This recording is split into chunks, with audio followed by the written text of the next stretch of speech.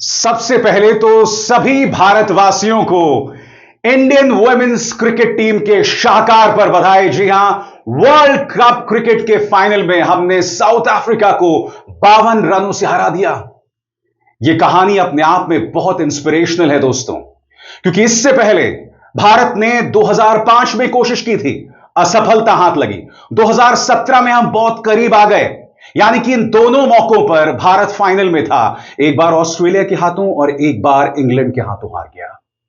मगर इस बार, जी हां, इस बार जो कमाल हमारी वुमेन्स क्रिकेट टीम ने की है, मैं उन्हें सिर्फ सैल्यूट करना चाहूंगा दोस्तों। और आपको अंदाजा नहीं है कि यह कितनी बड़ी खबर है, क्योंकि कल्पना कीजिए अगर 2005 या 2017 में भारत वर्ल्ड कप फाइनल जीत जाता, यानी हमारी Indians women cricket team world cup final जीत जाती, तो महिला क्रिकेट की क्या तस्वीर होती आज आप कल्पना नहीं कर सकते। और मैं ऐसा क्यों कह रहा हूं, क्योंकि इंडिया पहली बार वर्ल्ड कप जीता था 1983 में, जब सचिन तेंदुलकर महज 11 साल के थे।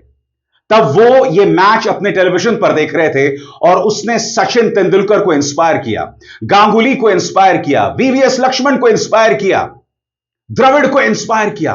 उसी तरह से जब 2011 में महेंद्र सिंह धोनी ने वो 6 मारा था और हमने श्रीलंका को हरा दिया था, तो याद कीजिएगा दोस्तों, उस जीत ने न जाने कितने खिलाड़ियों को इंस्पायर किया, from Tilak Varma to Abhishek Sharma to Shubman Gill. तो आज मैं यही बात आपको बताने आया हूं दोस्तों। ये जो जीत है वो बहुत मायने रखती है, और ये एक ऐसी जीत है जिस पर कहानी लिखी जा सकती है, फिल्म बनाई जा सकती है। और मैं आपको बताता हूं क्यों। आपकी स्क्रीन पर ये हैं एन श्रीनिवास, बीसीसीआई के पूर्व अध्यक्ष। आप जानते हैं इन्होंने क्या कहा था कि औरतों को क्रिकेट नहीं खेलना चाहिए। Women do not have the business to be in cricket, ये इनके बयान थे। और आज ये जो जीत है, इनके दावे को, इनके बयान को एक करारा तमाचा है। इन तमाम चीजों की हम चर्चा करेंगे दोस्तों, मगर सबसे पहले वो लम्हा मैं अब आपको तस्वीरों के जरिए दिखा रहा हूं दोस्तों। वो लम्हा जब हमने खिताब अपने हाथ में उठाया था। आईसीसी के अध्यक्ष जय शाह जो हैं, वो खिताब हमारी जो कप्तान हैं उन्हें देते हैं। और फिर देखिए जो जोश, जो जुनून हमारी महिला खिलाड़ियों में। और यह सफर आसान नहीं रहा है, क्योंकि सेमीफाइनल में ऑस्ट्रेलिया ने 338 बना लिए थे। हमारे कई विकेट गिर गए थे, मगर फिर हमनप्रीत कौर और जेमाइमा रॉड्रिग्स, जी हां, जेमाइमा रॉड्रिग्स का शानदार शतक, अगर वो ना होता तो भारत फाइनल में ना पहुंचता। और एक बार फिर हमें मायूसी हाथ लगती, मगर ऐसा हुआ नहीं। और आप इन तस्वीरों के जरिए देख सकते हैं दोस्तों किस तरह की खुशी है, किस तरह का जज्बा, किस तरह की उमंग है। और यहां पर देखिए पूर्व कप्तान मिताली राज के साथ हमारे खिलाड़ी जश्न मनाते हुए। वो मिताली राज जो चाहती थी कि उनके कार्यकाल में हम वर्ल्ड कप जीत जाएं, वो मिताली राज जिन पर एक फिल्म भी बनी थी। मगर अफसोस, वो खुशी उनके हाथ आते आते रह गई। और मैं आपको बतलाना चाहता हूं कि जब हमारी महिला क्रिकेट टीम ने वो कीर्तिमान हासिल किया, तब स्टेडियम में मौजूद थे रोहित शर्मा। सही सुना आपने, रोहित शर्मा स्टेडियम में मौजूद थे, और उनकी मौजूदगी में हमने ये शानदार कीर्तिमान जो है स्थापित किया। इस जीत के बाद तमाम बड़े बड़े खिलाड़ी, चाहे विराट कोहली और सचिन तेंदुलकर, सबने हमारी वुमेन्स क्रिकेट टीम को बधाई दी है। और उन्होंने क्या क्या कहा, आपके स्क्रीन पर विराट कोहली का विराट संदेश। Inspiration for generations to come. You've made every Indian proud with your fearless cricket and belief throughout. You guys deserve all the accolades and enjoy the moment to the fullest. Well done, Harman and the team. Jai Hind. क्या कह रहे हैं यहां विराट यहां कह रहे हैं कि आपकी इस जीत ने एक पूरी सदी को, एक पूरी जनरेशन को प्रेरित किया है, इंस्पायर किया है। और विराट का एक एक शब्द सही है। मैंने आपको 2 वर्ल्ड कप जीत का जिक्र किया, पहला 1983 और उसके बाद 2011। और यह ना भूलें कि 2007 में भी जो पहला T20 वर्ल्ड कप हुआ था, वो भी भारत ने जीता था।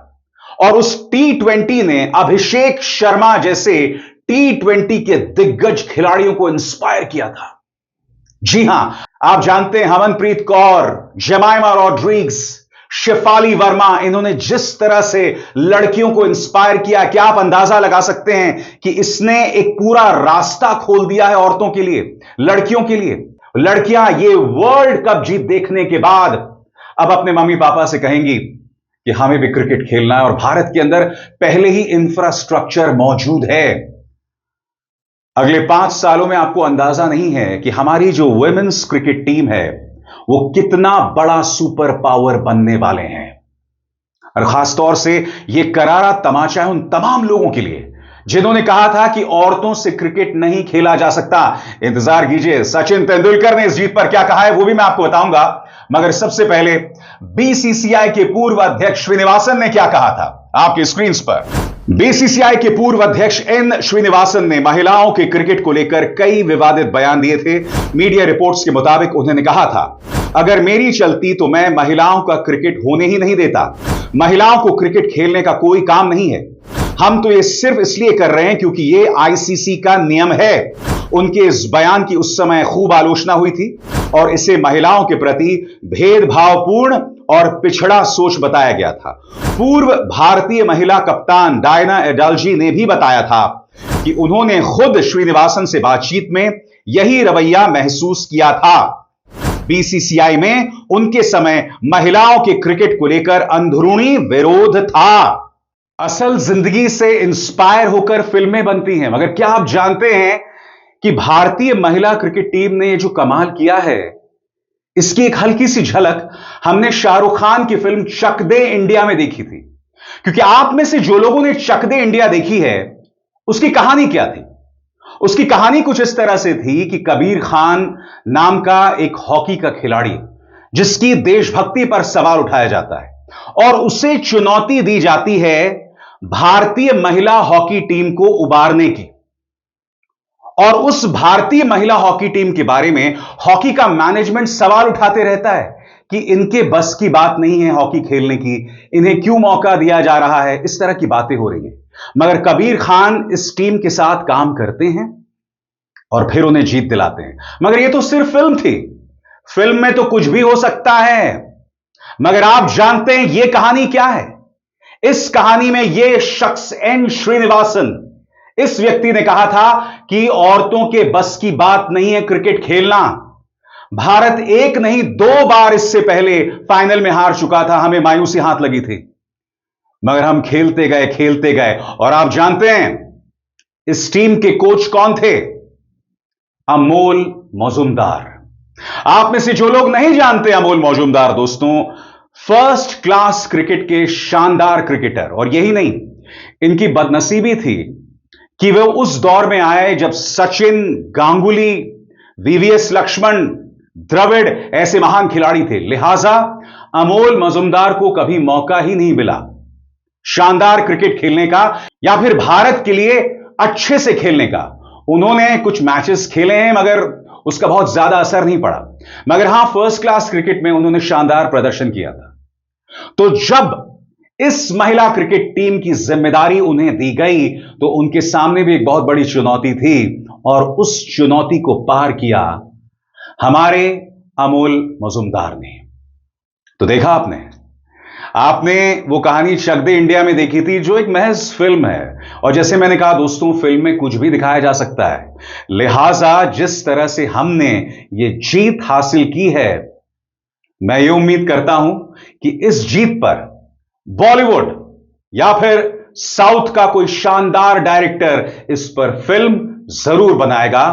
अमोल मजुमदार पर, हरमनप्रीत कौर पर, जेमाइमा रॉड्रिग्स और स्मृति मंधना पर। मगर आपके जहन में सवाल होगा दोस्तों, कल ये जो शानदार जीत मिली है वो कैसे मिली है?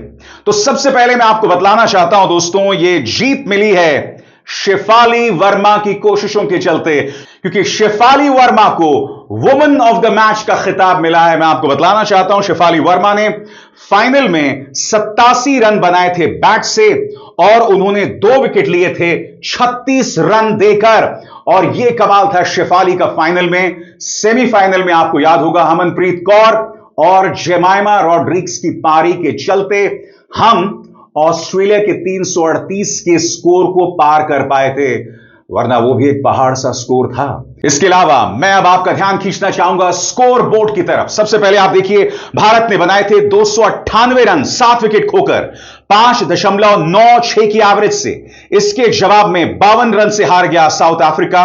45.3 ओवर्स में उन्होंने बनाए 246 रन।